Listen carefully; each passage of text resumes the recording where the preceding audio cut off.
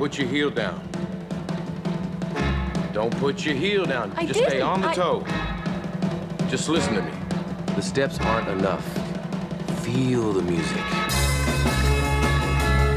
There's a scene in Dirty Dancing that shouldn't exist. The studio begged them to cut it. Sponsors walked away because of it. Someone even suggested burning the film to collect insurance money. But the writer refused to remove it. She said, without this one detail, nothing else made sense. The story would fall apart. Most viewers don't even realize what they're watching. But when you understand what's really happening in that scene, you'll never see the movie the same way again. Eleanor Bergstein's own life was so much like Dirty Dancing that it feels as if she simply wrote down her memories. She was born on April 17, 1938, in Brooklyn. Like Baby Houseman, she was the younger daughter of a Jewish doctor, Joseph Bergstein, and had an older sister named Frances. They even called her Baby, and that nickname stayed with her until she was 22. Every summer, her family went to Grossinger's Catskill Resort Hotel. Her parents played golf while Eleanor spent her time in the dance studios. By her teens, she had become a mambo queen, winning competitions at the resort. The prizes, usually champagne, went to her parents. In college, she taught at Arthur Murray Dance Studios. Even the basement Dirty Dancing came from real nights spent dancing with kids from her Brooklyn neighborhood. She once said her parents were fine with it all as long as her grades stayed up and she was headed for college. That's why Baby's journey in the film feels so real. It was Eleanor's story. The idea for Dirty Dancing also came from Eleanor's frustration with Hollywood. In 1980, she wrote It's My Turn, a romantic drama. It was supposed to have an intimate, sensual dancing scene, but the producers cut it, leaving just a plain shot of a blouse being unbuttoned. Eleanor was furious. Instead of giving up, she decided to write a story where no one could cut out the dancing. She made it the heart of the plot so that removing it would destroy the whole film. That's also why she refused to cut the abortion subplot. Without it, the story fell apart. Dirty Dancing wasn't just a love story. It was Eleanor's way of fighting back against the censors who tried to silence her. Johnny Castle, the film's hero, came from real life too. Eleanor based him on dancers she knew in Brooklyn, especially Michael Terrace. Michael was born Michael Santiago Gutierrez in 1925 in Spanish Harlem. He danced on Broadway, performed at the Metropolitan Opera House, and was a star of the mambo scene in the Catskills. His early life was rough. His dance partners were often from tough neighborhoods. Eleanor remembered that many of her old partners ended up in jail or on parole. Michael's turning point came when a tap legend told him, "You're shit. You don't know how to dance? You want to be a dancer? Go to ballet school." He listened, studied ballet on the GI Bill, and became a pioneer, blending ballet with mambo. His strength, his rough edges, and his talent helped create Johnny Castle. But Hollywood didn't want Dirty Dancing at first. When Eleanor finished the script in November 1985, she and producer Linda Gottlieb took it to every major studio. Each one turned them down. MGM showed interest at first, but dropped it after a management change. The others, Universal, Paramount, Warner Brothers, Columbia, rejected it outright. They thought it was too small, too soft, and too old-fashioned. The $15 to $25 million blockbusters were what studios wanted, not a low-budget dance film about class, sex, and abortion. It seemed like no one would ever make it. But then, Vestron Pictures, a small video company that had never produced a movie before, took a chance. They agreed to make Dirty Dancing as their first feature. Vestron took a big risk. They cut the budget to $5 million, less than half what most films cost. They shot in Virginia and North Carolina, hired non-union crews, and avoided expensive stars. But that gamble paid off. The casting was just as dramatic.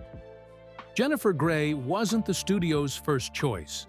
They wanted Sarah Jessica Parker, who was already famous for dance movies like Footloose. But Jennifer won them over in just 60 seconds. Before her audition, she turned to her father and whispered, "Wish me luck, Daddy." That small, genuine moment showed her vulnerability. The producers knew instantly that she was baby. Jennifer's rawness beat out Parker's star power, and it was a choice that made movie history. The production had chaos from the start. On day one, the actress playing baby's mother grew weak and tired. By day two, she was sent home. With a big scene and 200 extras waiting, the team had to think fast. Kelly Bishop, who was already on set for a smaller role, stepped in. That quick switch gave the film a mother character audiences would remember. Patrick Swayze and Jennifer Grey seemed perfect on screen, but off camera, they couldn't stand each other. They had clashed before, on Red Dawn.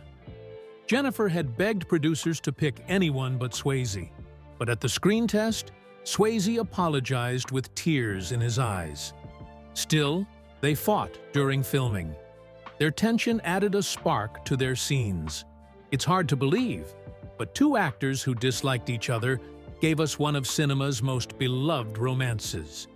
Even the director, Emile Ardolino, was an unlikely choice. He had never made a feature film. He was known for dance documentaries, but he fought for the job, promising to capture the real joy and sensuality of dance. And he insisted on no body doubles. The actors did all their own dancing. That risk helped the film feel honest. When Dirty Dancing was finished, the studio didn't believe in it at all.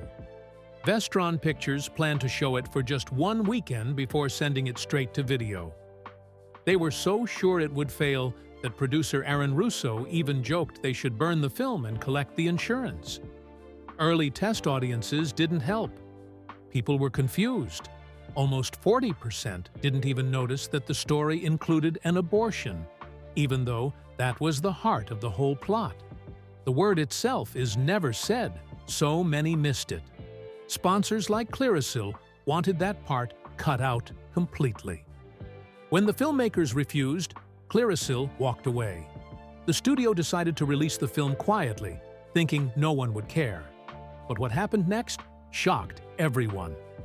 Despite a tiny budget of just $4.5 million, Dirty Dancing became a massive hit. It earned $214 million worldwide. That's a return of 4,700%. In the US alone, it made $64.5 million, while overseas it brought in $150 million. Jennifer Grey, the film's star, was paid only $50,000.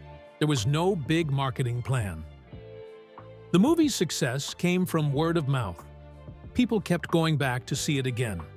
In just 10 days, it crossed $10 million. 7 months later, it had earned $63 million in the US. The studio's plan to bury it had completely backfired. Instead, the film became a global sensation. The soundtrack was just as powerful. Released in August 1987, it stayed at #1 on the Billboard 200 for 18 weeks straight. That's almost unheard of. The album sold over 32 million copies around the world. In the US, it went 14 times platinum. In Germany, it became the best-selling album ever, with over 3.25 million copies shipped. Songs like I've Had, The Time of My Life, Hungry Eyes, and She's Like the Wind became huge hits. The music helped spark a dance craze. People signed up for lessons, and the film's legacy grew even stronger. The film's most famous song, I've Had, The Time of My Life, swept the awards. It won the Oscar, the Golden Globe, and the Grammy. The song became a favorite at weddings and parties. In the UK, it's even one of the most popular songs played at funerals. It earned gold and platinum records in countries like the US, UK, Germany, and Australia. Decades later, it's still played everywhere, proof of its lasting magic. Dirty Dancing also made history on home video. It became the first movie to sell over 1 million VHS copies.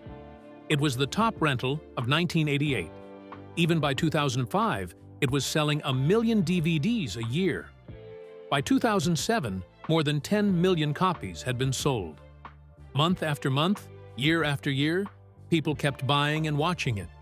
The film helped show that movies could have a second life at home, not just in theaters. At the core of all this success was the abortion subplot. That storyline wasn't just part of the movie. It was the reason for everything that happened. Penny's crisis is what brings Baby and Johnny together. It's what drives Baby to rebel, to learn, to love. Without it, the whole story falls apart. That's why screenwriter Eleanor Bergstein refused to remove it, no matter how much the studio offered to pay. They were desperate. They thought cutting the abortion might save sponsorship deals. But Bergstein had made sure it couldn't be removed without destroying the film. She wanted the danger of illegal abortion to be clear. That's why the film shows Penny in pain, with blood pooling under her. The words used, dirty knives, folding table, screaming, were meant to make sure no one could miss how serious it was. The cost of the abortion, $250 in 1963, would be over $2,600 today. For a working-class woman, that was nearly a month's wages. Baby could help because of her wealth. Penny couldn't save herself. The film made sure to show how class and money shaped who had choices and who didn't. Behind the magic of Dirty Dancing was a storm that almost ruined everything. Jennifer Grey and Patrick Swayze looked like the perfect couple on screen, but off-screen, they clashed so much it became a real problem. Their constant arguments made it hard to shoot the love scenes. The crew worried that the whole movie could fall apart. So, producer Eleanor Bergstein and director Emile Ardolino came up with a bold idea. They sat Grey and Swayze down and made them watch their first chemistry test again. This was the footage that had made everyone believe they were the right pair. The screen tests were so full of spark that it reminded both actors of what they were capable of. It worked. After seeing themselves at their best, they tried harder, and the film's romance came alive in a way that still touches people today. But the tension between them never fully went away. Grey was emotional and unpredictable. Swayze was disciplined and wanted things done the same way every time. This led to fights and even teasing. Swayze would sometimes mock Grey for being so sensitive, and she found his tough guy act hard to handle. Yet, this friction created magic. One of the most famous moments, when Johnny runs his fingers down Baby's arm and she giggles, wasn't planned. Grey really was tired, and it tickled her. Swayze really was annoyed. The director loved the raw, honest feel and kept it in. That tiny, unscripted moment became one of the film's sweetest and most unforgettable scenes. Their real-life tension added a spark that made their on-screen love feel real. The weather added to their misery. They started filming in September 1986, but delays pushed the schedule into cold autumn. The famous lake lift scene was shot in October, and the water was just 40 dribandrilar, or 40°C. Grey later said it was horrifically cold, and that only being young and eager made her go through with it. The actors' lips turned blue from the cold, so the crew avoided close-up shots. Meanwhile, to fake summer, they had to spray the autumn leaves green. In other scenes, the heat was brutal. Lights made the set feel like 120 liter, or 49 degrees. In one 25-minute stretch, 10 people fainted. Paula Truman was so dehydrated that she had to go to the hospital. Every day on set felt like a fight against the elements. Patrick Swayze made things even harder for himself. He refused to use body doubles. He wanted every dance, every stunt to be real. When they filmed the log balancing scene, he kept doing take after take. He fell so many times that his old football knee injury flared up. His knee swelled badly. He had to get fluid drained at a local hospital. Doctors told him to rest, but he ignored them. The icy water in the lake made the pain worse. At one point, his knee was so damaged, they feared he might need surgery or even risk losing his leg. Years earlier, he'd come close to amputation after a staph infection from a football injury. But Swayze wouldn't quit. His dedication gave the world a performance that became legendary, but it cost him dearly. Even before the cameras rolled, there were problems. The filmmakers had to lie just to get the movie made. They filmed at Mountain Lake Resort in Virginia, a real family vacation spot. The owners didn't know the film's real title or what it was about. The crew told them it was called Dancing Film Productions. They kept quiet about the story's steamy details. They had to do this to get permission to use the location. Even at the border, there was trouble. Canadian authorities stopped their film reels, thinking Dirty Dancing was an adult movie. The producers almost had to change the name. Without these tricks, the movie might never have been finished. The making of Dirty Dancing was anything but smooth. From the very start, the film fought an uphill battle. The budget was supposed to be $8 million, but the studio slashed it down to $5 million. They warned that even a cent over would kill the deal. That meant the team had to cut corners at every turn. The cast and crew all stayed in the same hotel where they filmed. Things got even harder when the shoot, which started on September 5, 1986, dragged into fall. The story was set in summer, but by October, the trees in Virginia and North Carolina had turned gold and brown.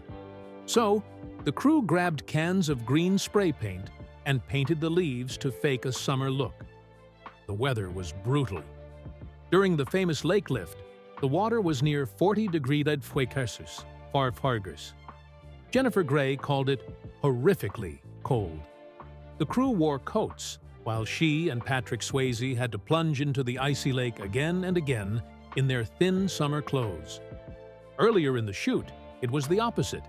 Inside the set, it hit 120 degrees Fahrenheit, 49 degrees Celsius, and 10 people fainted in one day. Somehow, the team hid all this hardship behind the film's sunny, carefree scenes. There was more trouble. The film's abortion subplot almost killed it before it hit theaters. Procter & Gamble, the makers of Clearasil, had signed up as a sponsor. But when they found out about the illegal abortion in the story, they gave an ultimatum: cut that part, or lose their support. The abortion wasn't just a side story. It was what made everything else happen. Baby helped Penny because of it. That's how she met Johnny. The writer, Eleanor Bergstein, refused to cut it.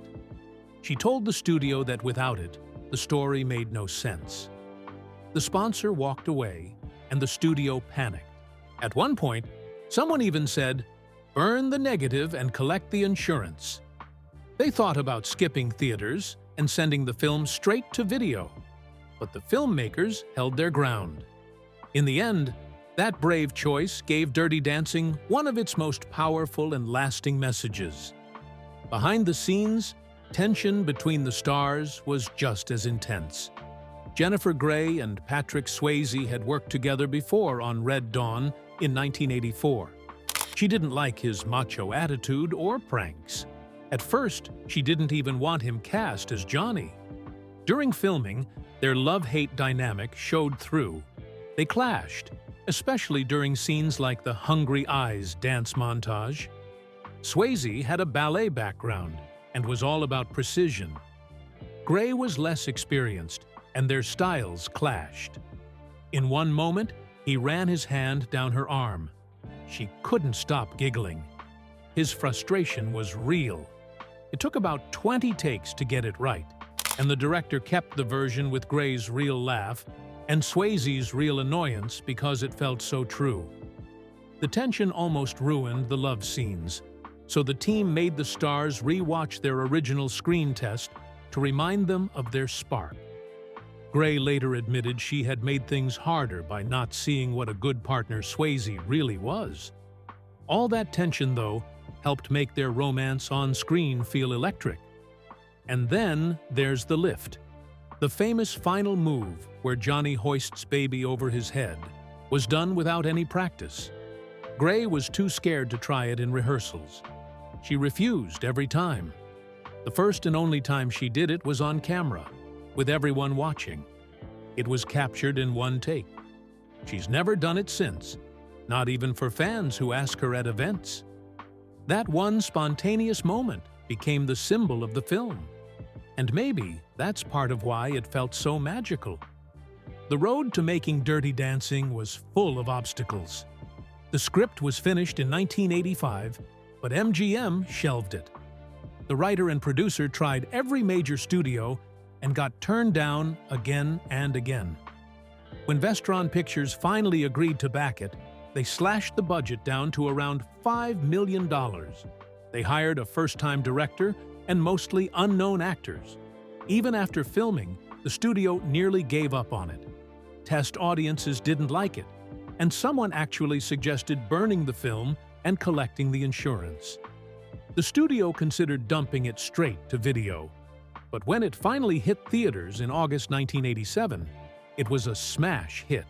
That little $5 million movie made over $214 million worldwide and sold 32 million soundtrack albums. It became the top rental video of 1988.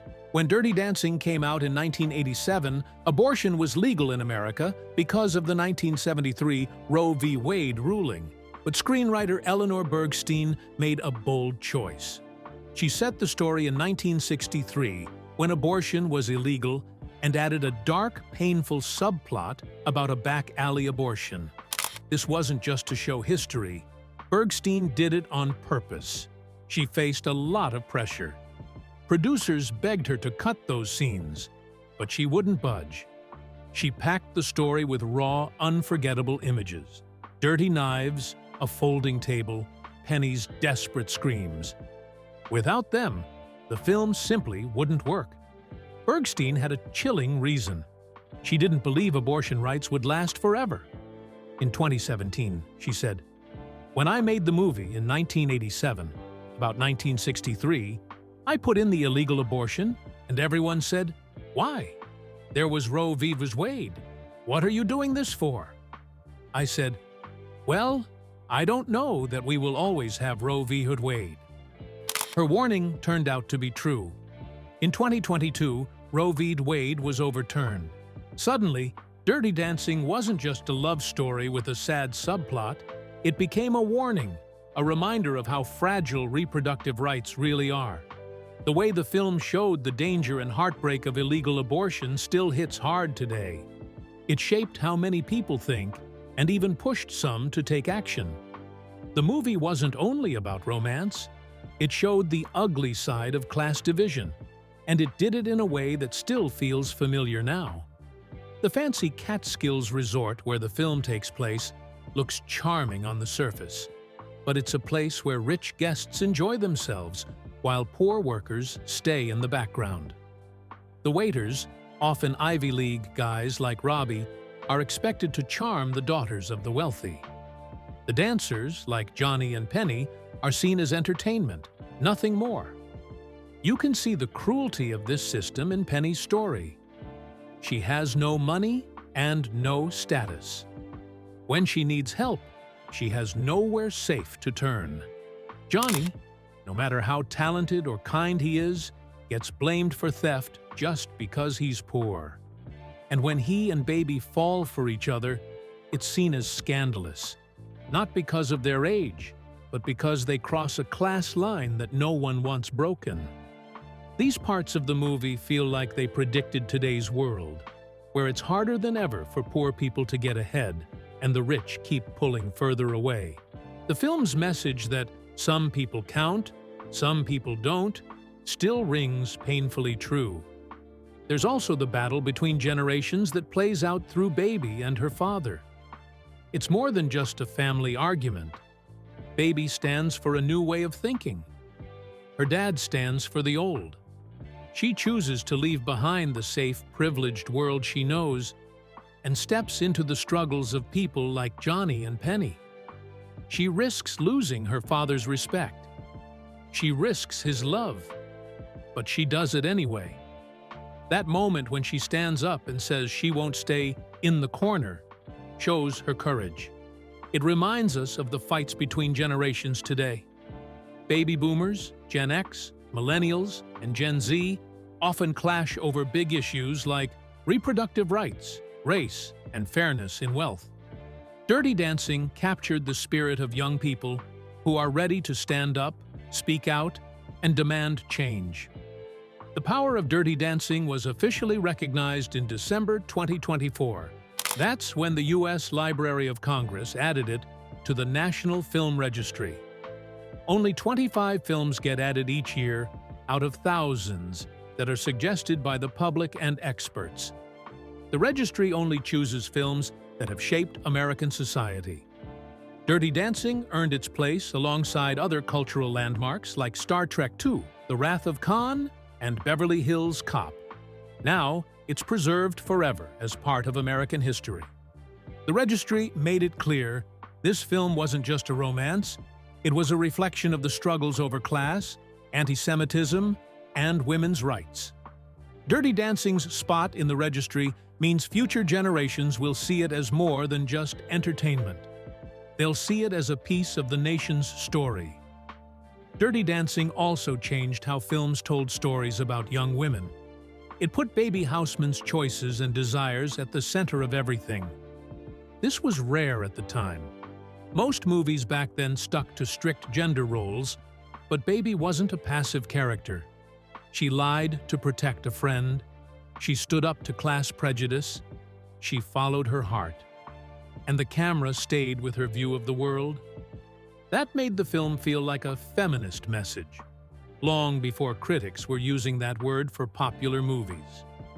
The honest way it showed abortion, without judgment, broke new ground. It gave other filmmakers the courage to tell stories about young women's lives in real, respectful ways. Movies like Juno, Lady Bird, and Booksmart all owe something to Dirty Dancing. It showed that audiences were ready for films that took young women seriously. Now, nearly 40 years later, Dirty Dancing is getting a sequel. But the people making it are doing something rare in Hollywood. They're not recasting Johnny Castle. Patrick Swayze's role was too special. Swayze passed away in 2009, and instead of trying to replace him, the sequel will show that Johnny is gone. His absence will shape the new story. Baby, played again by Jennifer Grey, returns to the resort in the 1990s. The filmmakers are working with Swayze's family to make sure his memory is treated with respect. His presence will still be felt in the film, even though he's not there. Jennifer Grey is also an executive producer, and she's made it clear they want to get this right. The goal is to honor the original while creating something new, all without forgetting what made fans fall in love with Dirty Dancing in the first place.